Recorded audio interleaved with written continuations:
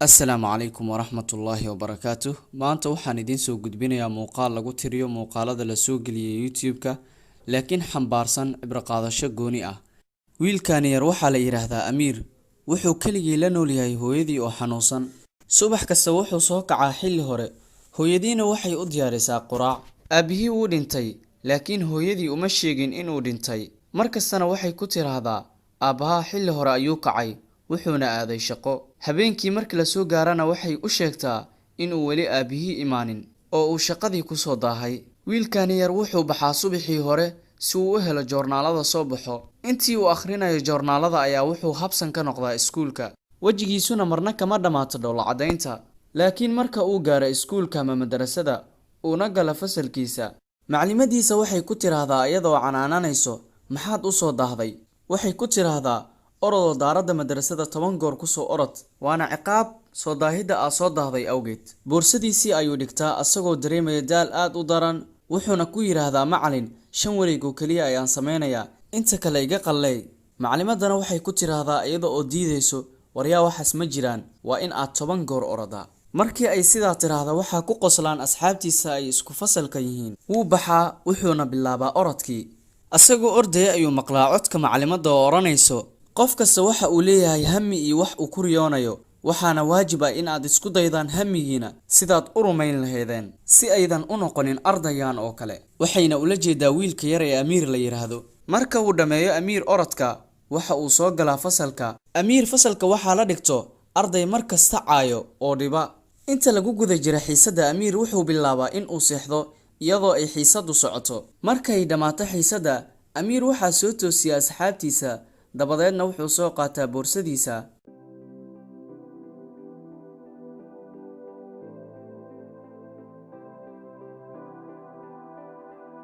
Maalin maalmaha ka mid ah, markii uu fasalka ka soo baxay ayuu la kulmay fursad tartan ah, taa oo la ordayo 500 oo mitir. Qofkii ku guuleystana uu helayo 500 oo lacagta Malaysia ah. Wuxuu soo qaatay warqadii iclaanka ama lagu shaacinayo orodka 500 oo mitir ah si loo diiwaan geliyo uuna uga mid noqdo ardayda tartamayso. Amiirna wuxuu ahaa wiil aad u jecel ciyaaraha. Si kadisa asagoo warqadii eegaya ayuu baskii iskuulka uga tagay. Uu ka soo daba cararay si uu u gaaro baska, laakiin nasiib xumo wuu ka tagay. Intii uu sii socday wadadii guriga geenaysay ayuu wadada kula kulmay arday ay isku fasal yihiin, kuwa oo markasta caaya oo dhibo. Dhinacyadiisa ayay soo istaageen, waxayna garteen inuu Amiir doonayo inuu ka qayb qaato tartanka orodka. Midkood ayaa ku yiri, ma waxaad doonaysaa in aad tartanka ka qayb gasho? Waxaad tahay mid fashil daa'imay, kumana guuleysanaysid tartanka, maxaa yeelay aniga ayaa tartanka ku jiro, aniga ayaana ku guuleysanayo oo qaadayo koobka. Wuxuu u sii raaciyay, hadda ma ila tartamaysaa? Amiir ayaa ku yiri, haa waan kula tartamayaa. Orodkii ayay bilaabeen. Asxaabtiisii ayaa bilowday in ay u tiriyaan, laakiin Amiir ugu dambeyn waa uu ku guul dareystay, wuxuuna ku dhacay dhulka. Sidoo kale waxaa ka go'ay kabihiisii. Gurigii ayuu iskaga noqday isagoo maroor dilaacsan, maxaa yeelay kabihii ayaa ka go'ay. Intii uu jidka sii socday ayuu arkay nin iibinaya kaba la soo isticmaalay, ama waxaan u naqaana kaba celis ah. Kadib ninkii kabaha iibinaya ayaa arkay Amiir oo eegaya kabaha. Kadib wuxuu ku yiri, wiilyahow, ma u baahan tahay oo ma doonaysaa kabahani? Amiir ayaa ku dhahay, waan ka helay. Ninkii kabaha iibinaya ayaa soo qabtay kabihii uu Amiir eegayay, wuxuuna ku yiri, kabahani waxaa lagaa siinayaa 30 ranjee lacagta Malaysia ah. Laakiin Amiir jeebkii ayuu gacanta geliyay, wuxuu ku yiri wax lacag ah ma haysto. Wuuna iskaga soo tagay gurigii ayuuna ku soo noqday. Kadib hooyadii ayaa ku tiri, wiilkeygiyow soo bax oo qadada cun. Markii uu qolkii ka soo bixi waayay, hooyadii ayaa qolka ugu gashay, waxayna aragtay wiilkeedii oo lugta wax ka soo gaaray. Waxayna ku tiri, maxaa kugu dhacay? Wuxuu ku yiri, dhagax wadada yaalla ayaa ku dhacay. Kadib hooyadii ayaa daabo u raadisay, lugtii ayayna u marisay. Waxayna ku tiri, muddo naso oo meel ha aadin oo inta joog. Laakiin Amiir hadalkii hooyadii kuma socdee, kaliya waxa uu cad tartanka orodka. Wuxuu soo saaray sanduuq yar ee uu gashan jiray lacag si uu ugu soo iibsado kaba sports ah, laakiin wuxuu ka helay 10 shilin oo kaliya. Lacagta kabaha la iibinayana waa 30 shilin. Kadib wuxuu go'aansaday inuu eedadii kala shaqeeyo meherad si uu u helo lacag. Muddo ayuuna ka shaqeynayay meheradii ilaa uu ka helay lacagtii oo dhameystiran.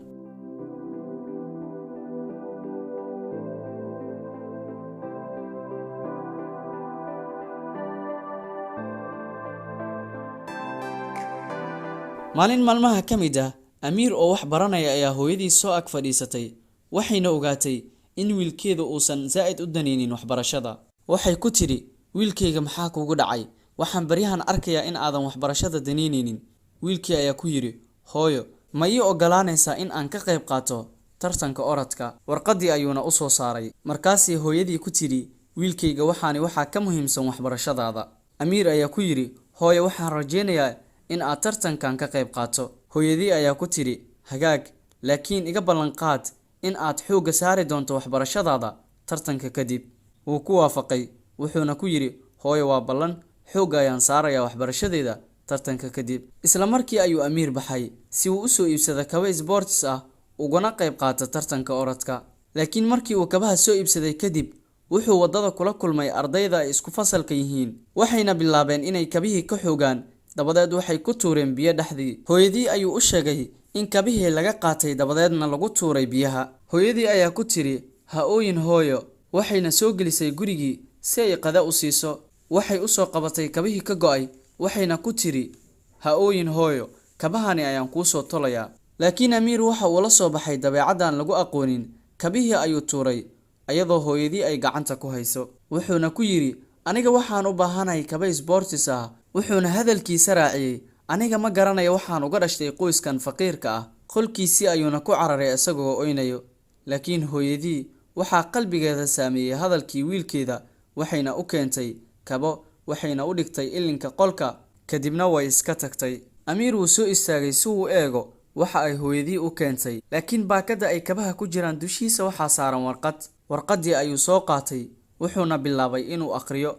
warqadda waxaa ku qoran wiilkayga sharafta badnaayow, waxaad ogaataa in qoyskani uusan awoodin in uu ku siiyo wax kastoo aad u baahan tahay, mana awooda in aan ku siiyo wax dabooli kara baahidaada. waxaa laga yaabaa in aad isdhahdo maxaan uga dhashtay qoyskan faqiirka, laakiin wiilkayga waxaan rabaa inaan kuu sheego ilbiriqsyadii aad qoyskani ku soo biirtay inuu ahaa ilbiriqsyadii ugu farxadda badnaa ee nolosheena. waxaad ogaataa in jirka hooyadaa uu daalay, xanuunkiina uu u adkaysan layahay, laakiin waxaan rajeynayaa inaan kuu sii wado daryeelka intaan awoodo. maanta waxaan kuu sheegayaa inuu aabbahaa geeriyooday uuna waxba kaaga tagin, kaliya uu kaaga tagay kabahan. ugu dambeyn waxaan kuu sheegayaa in aan ahay hooyadii ku jecleed.